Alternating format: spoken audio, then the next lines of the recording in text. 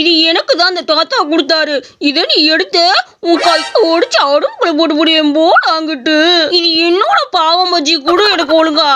ஏண்டா அதோட பேரு கூட உனக்கு தெரியல, பாவு பஜ்ஜியா பாவம் பஜ்ஜின்னு சொல்லிக்கிட்டு இருக்க. நீ இதெல்லாம் சாப்பிட்றது சரி வராது. எனக்கு தான் அதோட பேரு நல்லா தெரிஞ்சிருக்குது. குடு, அந்த தாத்தா 2 பேருக்கு தானே சாப்பிட சொல்லி கொடுத்தாரு.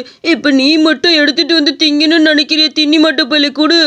எனக்கு தெரியாது, எனக்கு தான் முழுசா வேணும். இது ஒரு வாய் கூட நம்பாது, அதனால நானே சாப்பிட்டுக்கிறேன். இன்னொரு நாள் உனக்கு கொடுத்தா உனக்கு முழுசையும் தரேன். போ இங்க இருந்து ஏலே என்னெல்லாம் 2 பேரும் சண்டை விட்டுருக்கீங்க. காலைல வீட்டு முன்னாடி இருந்துக்கிட்ட உனக்கு இல்லை எனக்கு இல்லைன்ட்டு என்னது இது? என்னமோ கையில் பண்ணு மாதிரி வச்சிருக்கிற, என்னது இது? அண்ணி, இது பேரு பாவம் பஜ்ஜி. இது எனக்கு ஒரு தாத்தா அங்கே நின்றுட்டு இருக்கப்போ கொடுத்தாருனே.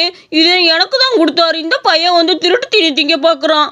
ஏன்னா நியாயப்படியே அவங்களுக்கு கொடுத்தது அவங்கவுங்க தானே சாப்பிடணும். இந்த பையன் வந்து கேட்டுக்கிட்டு இருக்கேன், ஆனால் விரட்டி விடு. இல்ல அந்த தாத்தா 2 பேரும் ஆளுக்கு பாதி பாதி வச்சு சாப்பிடுங்கன்னு சொல்லி தான் கொடுத்தாரு.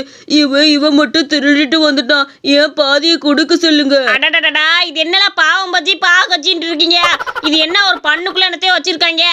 என்னமோ சால்னா கூட கொடுத்துருக்குறாங்க. இதை வேற வச்சுக்கிட்டு ஒரு கடையில் டீ பண்ண 5 ரூபா வந்துச்சுன்னா அதை வாங்கி இந்த சால்னா தொட்டு தின்னுங்க 2 பேர் போங்க. அவ்வளோதான் முடிஞ்சு. இதுக்கு போய் உட்காந்துட்டு 2 பேர் சண்டை விட்டுட்டு இருக்கீங்க. சரிடா குட்டிக்கர் வாயா, இது வேலைக்கு ஆகாது. அந்த பையன் அழுதுகிட்டே கிடப்பியான். இங்கே கொடு வம்சம் அண்ணங்கிட்ட.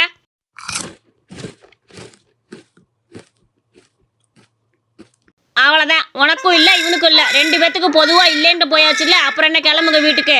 இந்த பாவு பச்சியே நான் சாப்பிட்டுட்டேன்னா கிளம்புங்க. மழை மட்டும் போயில ஆனா வச்சிருந்தாவது 2 பேருமே பாதி பாதியா திட்டு போய் இப்ப யாருக்கு இல்லாம நீயே முழுங்கிட்டியடா. முதல்ல வாயா, உன் வாயெல்லாம் உடைச்சிருவியா. அதெல்லாம் சாப்பிட்டது கூட இல்லை, இப்பதான் சாப்பிடலாம்னு நினைச்சா அதுக்குள்ள எடுத்து தின்னு புட்ட தின்னி மாட்டு பயலே. நண்பா, இனி மன்னிச்சிரு. உனக்கு துரோகம் பண்ணது தப்புதான், மன்னிச்சிரு. பரவாயில்ல நண்பா, நம்ம 2 பேத்துக்கும் இல்லாம அந்த முதல்ல வாய்க்குள்ள போயிருச்சு. இனி அந்த இதுல இருந்து எடுக்க முடியாது. வா நம்ம போய் விளையாடலாம். தின்னுட்டு போட்டோம். அட, இதெல்லாம் புது விதமான சாப்பாட்டா இருக்கே. இதுக்கு முன்னாடி இதெல்லாம் சாப்பிட்டது கூட இல்லை. பேசாம இதை வச்சு கடையை போட்டோம்னு வச்சுக்க, நல்ல வியாபாரம் தட்டுமே. இவங்களே இந்த பண்ணுக்கு அடிச்சுட்டு கிடக்குறாங்க. ஊர் மக்கள் அடிச்சுக்க மாட்டாங்களா? இந்த பண்ணை எப்படி செய்யுதுன்னு ஃபோனில் பார்ப்போம். அதுக்கப்புறம் இதை எப்படி செய்யணுமோ செஞ்சு கொண்டு போய் இன்னைக்கு வியாபாரத்தை குமிச்சு தள்ளிடுறேன். முதல்ல இந்த மாதிரி பிரெட்டை எடுத்துக்கோங்க. அதுக்கப்புறம் இதை பாவு நான் எப்படி செய்யுதுன்னு உங்களுக்கு சொல்லி தர போறேன்னு. இந்த பாவுக்கு பதிலாக உருளைக்கிழங்கு, வெங்காயம், தக்காளியெல்லாம் நறுக்கி வச்சுக்கணும். இதோட ஃபுல் வீடியோ வேணும்னா டிஸ்கிரிப்ஷனில் இருக்குது, எல்லாம் ஃபுல் பண்ணி பார்த்துக்கோங்க. என்ன இப்படி ஷார்ட்ஸ்லேயே உங்களுக்கு எல்லாத்தையும் சொல்லிட்டேன்னா எனக்கு வியூஸ் போகாது. அதனால நீங்கள் வீடியோ கிளிக் பண்ணி பார்க்கணும். என்ன மக்களே, நான் வரட்டா, பாய். ஹலோ கைஸ், நம்ம வீடியோவில் இன்றைக்கி பாவு பஜ்ஜி எப்படி செய்து பார்ப்போமா? அதுக்கு தேவையானது 1/2 கிலோ தக்காளி, 1 கிலோ வெங்காயம், இதான் எடுத்து நல்லா நறுக்கி வச்சுக்கோங்க. என்ன இவன் பேசுறதே கடுப்பாக வருது. அடடடடா, இவங்க சொல்றது ஒன்றும் புரிய மாட்டேங்குது. பேசாம நம்ம கிளவிகிட்ட கேட்போம். கிளவி எல்லாத்தையும் கற்று வச்சிருக்கோம். கிளவியா இங்கே வா வெளியா. இல்லை என்னல பேராண்டி, எனக்கு உள்ள வேலை அதிகமாக கிடக்குது. சீக்கிரம் என்னன்னு சொல்லு, நான் வேலையை பார்க்க வேண்டாமா? கிளவியே, அந்த பாவு பஜ்ஜின்னு ஒன்று இருக்காமே, அது ஏதோ நகரத்துக்குள்ள ஃபேமஸாமா. அது எப்படின்னு எனக்கு கொஞ்சம் சொல்லி கொடுக்கலவே. அதை வச்சு ஒரு கடை போட்டேன்னா நல்ல வருமானம் ஈட்டலாம் பார்த்துக்க.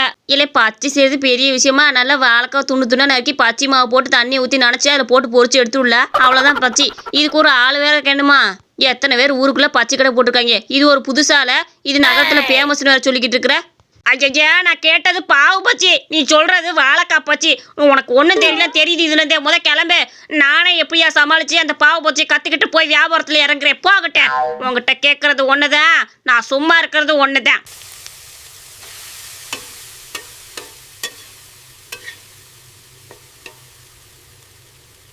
மக்களே ஓடிவாங்க, பாவு பஜ்ஜி ரெடியா இருக்கு. இந்த கிராமத்துக்குள்ள நான் மட்டும் தான் பாவு பஜ்ஜி கடை வச்சிருக்கிறேன். எல்லாரும் ஓடி வாங்க. 2 வாங்கினா 1 ஃப்ரீயா கொடுக்குறேன். மக்களே, 2 பாவு பஜ்ஜி வாங்கினா 1 பாவு ஃப்ரீயா கொடுக்குறேன். வாங்க. அட லல்லு அக்கா, வா. 2 பாவு பஜ்ஜி வாங்கினா 1 பாவு இலவசமா கொடுப்பேன். வா. 1 பாவுக்கு நீ காசு கொடுக்க வேணாம், வாக்கா. அட அப்படியா? எங்க கிராமத்துல நான் இதெல்லாம் சாப்பிட்டதே கிடையாது பார்த்துக்க. டவுன் பக்கத்து தான் ஒரே ஒரு தடவை சாப்பிட்ருக்கேன். ரொம்ப ருசியா இருக்கும். ஏதோ குழம்பெல்லாம் ஊற்றி கொடுப்பாங்களே, அதானே? சரிப்பா, 2 வாங்கினா 1 ஃப்ரீங்கிறேல, அப்புறம் என்ன கொண்டா எனக்கு. கிளவிய என்ன பார்த்துக்கிட்டு இருக்க? இந்த வயசான காலத்தில் உனக்கு இதெல்லாம் கிடைக்கிறது பெரிய விஷயம். இதெல்லாம் வாங்கினோம்னா நகரத்துக்குள்ளே போயிடும். நமக்கெல்லாம் போகிறதுக்கு நேரம் இருக்கா? நீ பேசாமல் இங்கே வாங்கி சாப்பிடு. உனக்கு தரேன் என்ன? 2 பாவு பச்சி வாங்கினா 1 பாவு இலவசம் தரேன்னு சொல்கிறேன்ல, அப்புறம் என்ன முடிச்சுக்கிட்டு இருக்கிற? சரில, ஆசையை தூண்டி விட்டா இன்னும் அடக்கவா முடியும்? சரி, பாவு பச்சி போட்டு சாப்பிட்டு போடுறேன். 2 கொடு, அப்போனா தானே ஒன்று இலவசமாக கிடைக்கும்.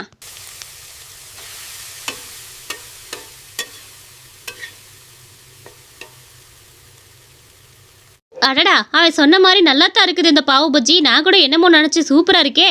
இந்தாடா ஒன்னு 50 ரூபாய் தானே சொன்ன, இந்த 2க்கு 100 ரூபாய் இந்தா. என்ன சொல்லிக்கிட்டு இருக்க? 2க்கு 100 ரூபாவா?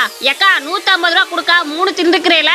ஏண்டா நீ தானே சொன்ன 2 பாவு பஜ்ஜி வாங்கினா 1 பாவு இலவசம், நீ தானே சொன்ன. அப்புறம் என்ன இப்ப 150 ரூபாய் கேட்டுக்கிட்டு இருக்கிற? 2க்கான காசு தான் நான் தர முடியும். 1 இலவசம் தானடா சொன்னேன். நான் சொன்னதை நீ நல்லா கேட்டியா இல்லையா? 2 பாவு பஜ்ஜி வாங்கினா 1 பாவு இலவசம் தான் சொன்னேன். அதுக்கான பஜ்ஜிக்கான செலவு இருக்குல்ல, அதை கூட நீயே பாவு உனக்கு ஃப்ரீயா கொடுத்துட்டேன். ஆனா பஜ்ஜிக்கு செலவு இருக்குல்ல, பஜ்ஜிக்கு 50 ரூபா பார்த்துக்க.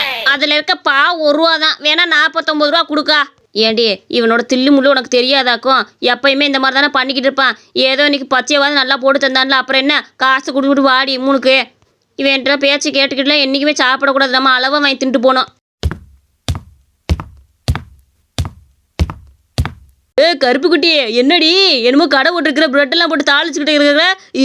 சரி அண்ணனுக்கு ஒண்ணு கொடு. தடியண்ணே, நீ நினைக்கிற மாதிரி இது என்னோட கடை இல்ல. இந்த கடையோட ஓனர் வேற. சும்மா கடையை பார்க்கறதுக்கு நான் வந்திருக்கிறேன் பார்த்துக்க. அதனால உனக்கு எது பொருளுமே ஃப்ரீயா கொடுக்க முடியாதுண்ணே.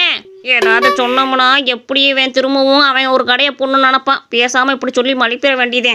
அதெல்லாம் தெரியாது, உன் சம்பளத்துல இருந்து ஏதோ கழிச்சுக்க சொல்லு. அண்ணனுக்கு ஒரு பாவு பஜ்ஜி போட்டு கொடு. இது பாவு பஜ்ஜி தானே, பார்த்தாலே தெரியுது. போட்டு குறி தம்பி. தடியண்ணே, ஒரு காம்போ இருக்கு தெரியுமா? 2 பாவு பஜ்ஜி 100 ரூபா தான். மற்ற கடையில 2 பாவு பஜ்ஜி 200 ரூபாவா. நீ 100 ரூபா கொடுத்து 2 பாவு பஜ்ஜி சாப்பிட்டு போய் என்ன? மிச்சம் 100 ரூபாவை வேணா நான் என் சம்பளத்துல இருந்து கொடுத்துருக்குறேன். 100 ரூபா மட்டும் நீ கொடுத்துட்டு சாப்பிட்டு போனேன். எப்பா ஒரு வேளை தடி பையன் ஒத்துக்கிட்டான். இல்லைன்னா இவங்கிட்ட வாதாட முடியாது. இன்னொரு கடையை பக்கத்துல போட்டாலும் போட்டு பிடிவேன் தடி மட்டு பையன். சரிடா இந்த 100 ரூபா. நீ சொன்ன மாதிரியே 100 ரூபாய்க்கு 2 கொடுக்கறதுல பெரிய விஷயம் தான். போ. அடடா மழை வர மாதிரி இருக்குதே. நான் கடை நடத்தி நல்லா போறப்பதான் இந்த மழை எல்லாமே என்னை தேடி வரும் பார்த்துக்க. இப்போ என்ன பண்றது? மழை வேற ரொம்ப பெய்ய ஆரம்பிக்குதே. பேசாட்டு இந்த மரத்துக்குள்ள நிப்பாட்ட வேண்டியதே. மழை பெஞ்சா ஒருத்தன் கூட கடை பக்கிட்டு வர மாட்டாங்களே, என்ன பண்றது? சரி பரவாயில்ல, நிப்பாட்டு வாங்கிட்ட. அட ஒரு நல்ல ஐடியா தோணி இருக்குதே. நாம தோணுது மாதிரி செய்வோம். இரு கிளவியா வீட்டுக்குள்ள நான் ஒரு பொருள் வச்சிருப்பேன், அதை எடுத்துட்டு வந்து கூட. இங்க வா, வீட்டுக்குள்ள நான் சொல்ற பொருளை எடுத்துட்டு வாப்போ. அட அங்கிட்டு போயிட்டு வரதுக்குள்ள கிட்ட பாகுஜ பூரா எடுத்து தின்னுபிட்டு போயிட்டானே எவனோ ஒருத்தன். அட கடவுளே, நான் என்ன பண்ணுவேன்? எந்த படுபா போய் எடுத்து தின்னா தெரியல. அட அங்க வந்து ஒருத்தன் உட்காந்து பண்ணி தின்னுக்கிட்டு இருக்கேன். இவன் தான் எல்லாத்தையும் எடுத்துட்டு இருக்கணும். திருடி தின்னு புட்டு அதே இடத்துல உட்காந்து அசை போட்டுக்கிட்டா கிடக்குற. இதா வர இரு. ஐயா பார்த்தா பணக்கார மாதிரி இருக்கிற, உனக்கெல்லாம் புத்தி இல்ல. இப்படி அடுத்த என் பண்ணு கடை போட்டா நல்லா ஓசில திங்கிறதுக்கு வந்துருவீங்களே. நான் சொல்லிக்கிட்டே இருக்கேன், என்னையா அசை போட்டுக்கிட்டு இருக்கிற? ஏய், நான் ஓ பண்ணதான் எடுத்து சாப்பிட்டு இருக்கேன்னு உனக்கு தெரியுமா? நான் தான் அங்க இருக்கு பத்தியா, அந்த டீ கடையில பண்ணு வாங்கிட்டு வந்து உட்காந்து தின்னுக்கிட்டு இருக்கேடா. யாரை பத்தி என்ன பேசுற? ஐயா அப்படியா? நான் கூட என் பண்ணெல்லாம் காணாதுமே நீ தான் எடுத்து தின்னுட்டு உட்காந்துருக்கேன்னு நினச்சிவிட்டேன். மன்னிச்சிருக்க. என் பண்ணை எவனோ ஒரு திருட்டு போய் திருடி தின்னுபிட்டு போயிட்டியான். என் வேணு தெரியலையே. சரி இந்த மிச்சருக்கா பண்ணவாது நான் வித்துக்கிறேன். நீங்க முதல் இடத்த காலி பண்ணுங்க. பேசும்போது வார்த்தை அளந்து பேசணும், புரியுதா? தல்ற. அட மலையில இருக்கிற மக்களை எல்லாரும் ஓடி வாங்க. இங்க பாவு பஜ்ஜி சாப்பிட்டா கொடை ஃப்ரீயா தரேன். வாங்கப்பா வாங்க. பாவு பஜ்ஜி சாப்பிட்டா கொடை ஃப்ரீ. எப்பா பாவு பஜ்ஜி சாப்பிட்டா கூட ஃப்ரீயா தருவியா? அட நான் கூட இங்க ஊருக்கு ரொம்ப தூரம் இன்னும் நடந்து போக வேண்டியது இருக்குப்பா. உன் கடையில பாவு பஜ்ஜி சாப்பிட்டா கூட தான் ஃப்ரீயா தரேன்னு சொல்றியே, அப்புறம் என்ன நாங்க இங்கேயே சாப்பிட்டுக்கிறோம்? ஆமா, பாவு பஜ்ஜி 50 ரூபா 100 ரூபா வரும். கொடையும் 100 ரூபா வருமே. எப்படிங்க உங்களுக்கு கட்டுப்படி ஆகுது? அதெல்லாம் கட்டுப்படி ஆயிரும்க்கா. இப்போதானே முதல் நாள் கடை திறந்திருக்கேன். அதனால இப்படி ஃப்ரீ கொடுத்தாதான் உங்களை மாதிரி ஆட்கள்லாம் நிறைய பேர் வந்து சாப்பிடுவாங்க. அதுக்காக பார்த்துக்கங்க. இருங்க உங்களுக்கு பாவு பஜ்ஜி போட்டு தரேன்னா. ஏப்பா பாவு பஜ்ஜிலாம் சாப்பிட்டு முடிச்சாச்சு, கொடை ஃப்ரீயா தரேன்னு இல்லை. கொடையை கொண்டாப்பா, நாங்கள் சீக்கிரம் ஊருக்கு போய் சேர்றோம். கொடை தானே இதான் இருக்கு பாருங்க, எடுத்துட்டு போங்க. இந்தாங்க தாராளமா எடுத்துட்டு போங்க. உங்களுக்கான ஃப்ரீ கொடை ரெடி ஆயிருச்சு.